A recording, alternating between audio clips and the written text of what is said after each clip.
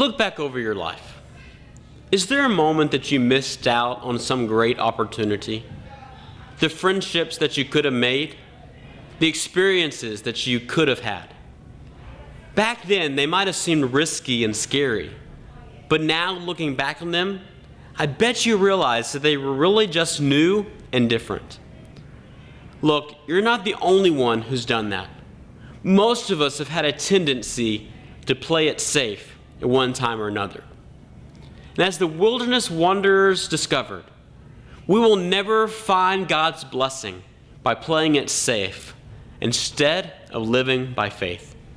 Yet just like them, we can struggle to live by faith, especially in the midst of challenges. The first challenge we come to across is the Israelites complaining for water. Why did you bring us out of Egypt to this terrible place? It has no grain or figs, grapevines or pomegranates, and there's no water to drink. But God told Moses to speak to that rock before their eyes, and it will pour out its water. Now, have you ever wondered why Moses, who has been so faithful to God throughout this entire journey, wasn't allowed to go into the promised land? It all has to do with verse 11. It says, Moses raised his arm and struck the rock twice with his staff, and water gushed out, and the community and their livestock drank. Did you catch the difference? Moses struck the rock with his staff instead of speaking to it. That was it. That was the action that kept Moses and Aaron out of the promised land. And it was shortly after this that we hear that Aaron went up to Mount Hor and died. Shortly after the Israelites had a period of mourning for Aaron's loss, we learn that the Canaanite king of Arad attacked Israel, and people made a vow to obey the Lord. With God's help, though, they defeated the enemy. However, after God's incredible deliverance, the people automatically reverted back to their old habits. In Numbers chapter 21, verse 5, we hear familiar complaints. Why have you brought us up out of Egypt simply to die in the wilderness? There's no bread, there's no water, and we detest this miserable food. The Israelites had just had a momentous victory against the Canaanites. But as the people made their victory lap, they became impatient with the journey and bored with the food.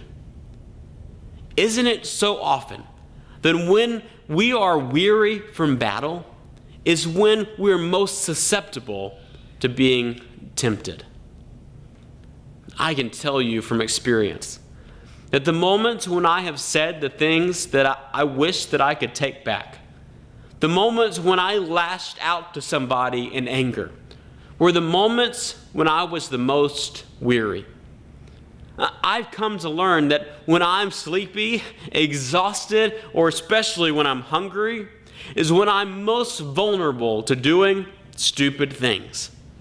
And sure enough, when their faith should have been the strongest, right after God led them to an incredible victory, is when they started complaining the loudest. I think the Israelites fell into the temptation of thinking that they should get the credit for winning the battle, instead of God getting the credit for leading them to victory. And isn't that often how it goes? When we take the credit, instead of giving God the credit, that we can start getting big-headed, and often we can start sounding demanding. In the midst of the Israelites complaining, God responded with correction. Numbers chapter 21, verses 6 through 9 says this. Then the Lord sent venomous snakes among them. They bit the people, and many Israelites died. The people came to Moses and said, "We sinned when we spoke against the Lord and against you, Pray that the Lord will take the snakes away from us." So Moses prayed for the people. The Lord said to Moses, "Make a snake and put it up on a pole. Anyone who is bitten can look at it and live." So Moses made a bronze snake and put it up on a pole. Then when anyone was bitten by a snake and looked at the bronze snake, they lived. Now, I find it interesting that God used the same object that was killing them as the same object the people would gaze upon in order to be healed. Imagine snakes at your feet for a moment. I could just have a panic attack thinking about it. Yet Moses called the people to get their eyes off their enemies biting at their legs and gaze instead at the bronze servant that he lifted up.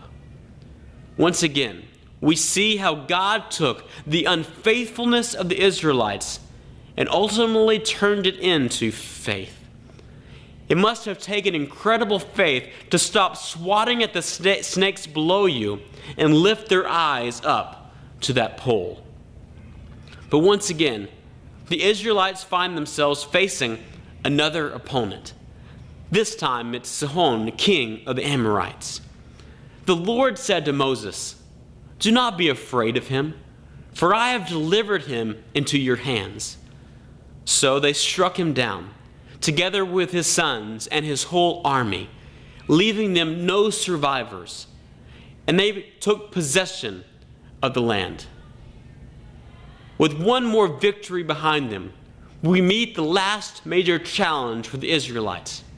As they find their way across the banks from the promised land, the king of the Moabites, Balak, knew that he was outnumbered, and he had seen how the Israelites' God was helping them along the way. He realized that conventional warfare would not save his people, so he turned to a soothsayer with spiritual powers, whose name was Balaam.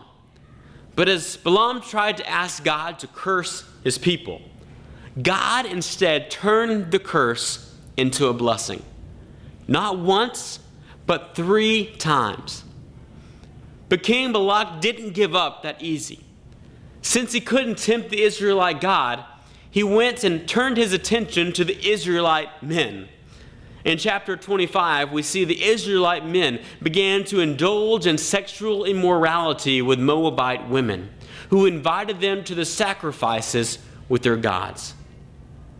Now God's anger punished their unfaithfulness once again, killing over 24,000 in a plague. Now it was this final plague that we believe killed off the remainder of the first generation of Israelites that God promised would not enter into the promised land.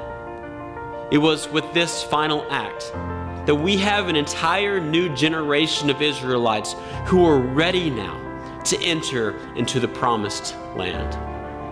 The Israelites, they had endured much hardship.